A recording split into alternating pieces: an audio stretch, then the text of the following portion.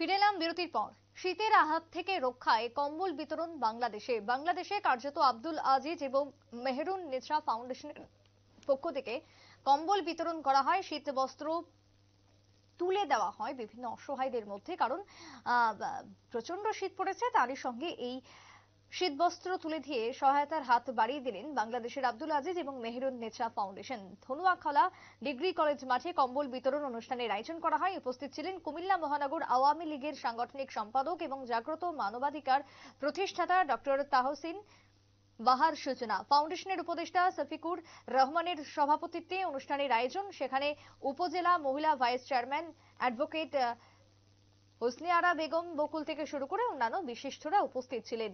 প্রায় সহস্রাধিক লোকের উপস্থিতি এবং সকলের হাতে শীতবস্ত্র তুলে দেন বিশিষ্ট অতিথিরা।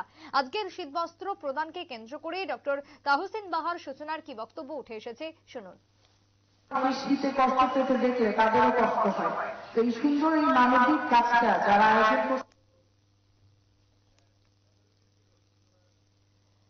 আপনারা সংশ্লিষ্টের বক্তব্য শুনলেন। কুমিল্লায় অসহায়, বিশেষ করে যারা শীতের সময় যারা কষ্ট পান, বিভিন্ন সময় রাস্তাঘাটে যারা থাকেন, অনেক সময় সঠিকভাবে গায়ে দেওয়ার মতন চাদরও থাকে না বা শীত বস্ত্র তো দূরের কথা, তাই তাদের পাশে এবার দাঁড়ালো।